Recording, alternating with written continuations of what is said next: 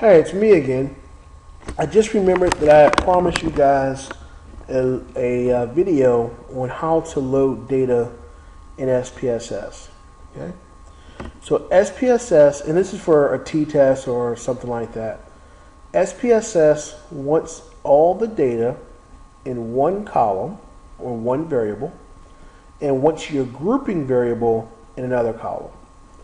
So, for example, if you took the problem we just did, where we're looking at the data from A, B, and C, or let's just use this one, because you have United States, Europe, and Asia. Okay. Here's the data that you may see in a table format, and I'm actually going to put this over here in this variable. Okay. Because I want the numbers, but I don't want the actual words. So let's say I was doing a ANOVA on these three to find out if they're different. Notice there's only 4 for Europe, and that's perfectly fine. Okay? So the first thing you do is, well, it's really 2 things you could do. You could first define your variable if you want to, and let's just say I just call this weight. And I really don't know what the context of that variable was. Let's just call it weight. I'll leave it as 1 decimal. Okay. The values is where you would determine if it was a categorical variable, what you would label the values. So the second variable I need, I'm going to call group. Okay. And I don't need any decimals here, and I have values. Okay. So for the first one, values 1 means I'm going to use a label of 1. This one's going to be United States. Okay. For the second one, I'm going to use Europe. And for the third, I can use Asia. There's no reason why I have to use 1, 2, and 3. I could use -1, 0, and 1. I could use 2, 5, and 12. I could use 10, 20, 30. It doesn't really matter what the labels are.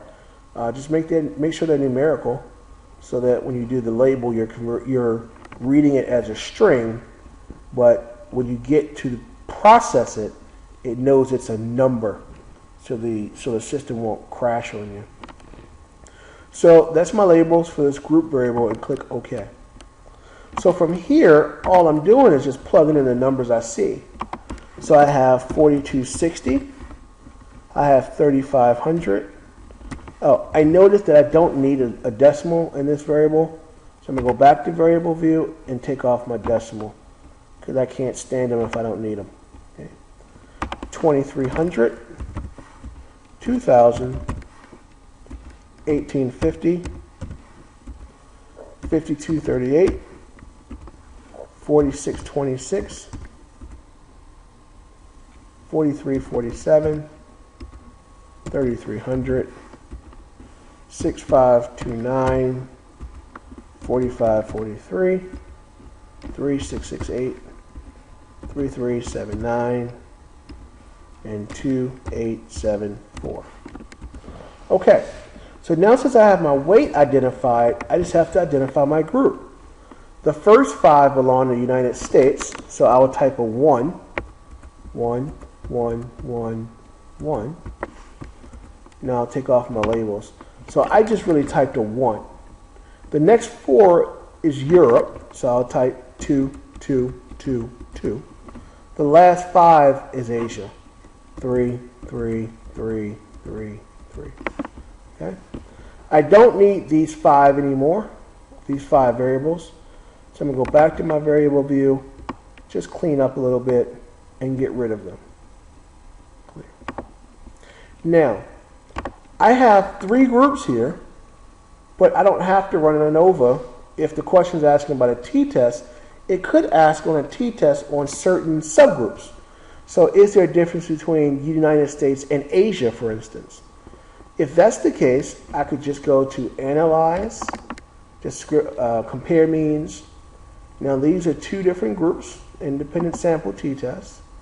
You know that my variable is weight, and I know my grouping variable is grouping, and when I go to define my variables, I want to make sure I choose 1 because it represents the United States, and 3 because it represents Asia, and then click continue, and then click OK.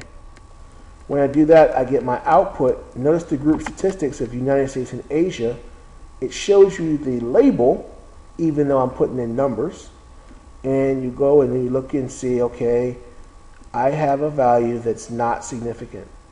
So the average weight of United States and the average weight of Asia is not significant. Now, if the question asks, is there a difference in the weights, regardless of which location you want to compare, then if I have three groups, I need to do an ANOVA.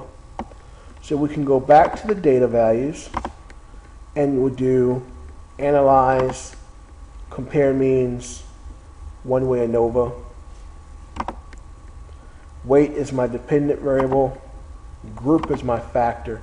Here I don't have to determine which group I'm looking at because it's assuming you're looking at all groups. Okay? Now that's a good point, because what if you wanted to compare some things but you didn't want to include a fourth group? Okay?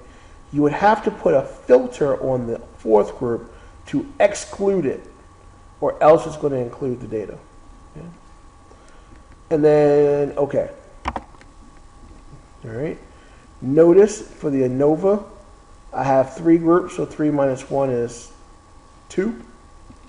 This is n minus k. I have 14 minus 3, which is 11.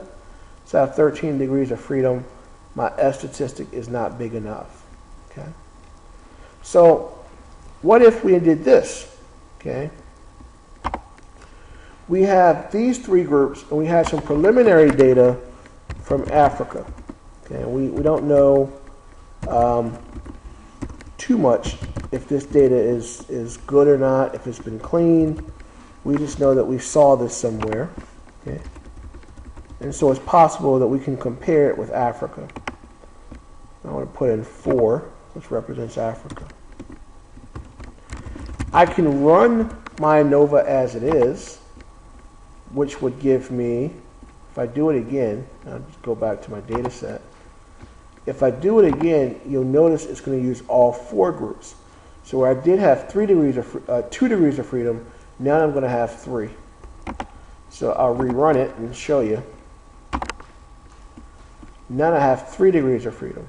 Okay, and my F is a little bit lower, even though I have more within group degrees of freedom, and I have more between groups of degrees of freedom, but still nothing significant. So if I leave it how it is, I am considering all 4 groups. I'm asking, is there a difference in all 4 groups? Now, what if you had some variables, like I said, or some groups that you're not interested in doing an analysis on? Well, if that's the case, you don't have to delete it. You don't have to rewrite anything. You would just go and put your filter on your data, right? So select the cases where group is not equal to 4, because that's preliminary data, and we don't know if it's good or not. We don't know if it's been cleaned. So I just want to make sure that I ignore them when I do my analysis. So if I put my filter on and go back to what my data set looks like, it's going to slash the 4s, right? So it's not considering 4s. So then if I did my ANOVA, by the way, this thing with the green arrow lets you repeat the last 25 of your commands, so you don't have to go back and type it in all the time. I can go to one-way ANOVA and do weight and group and click OK. Notice again, the values you get are with 3 groups with 2 degrees of freedom, because you ignored that 4th group. Okay? So hopefully that shows you how to plug in stuff in SPSS when doing a t-test or when doing ANOVAs. That's it for me. Talk to you soon.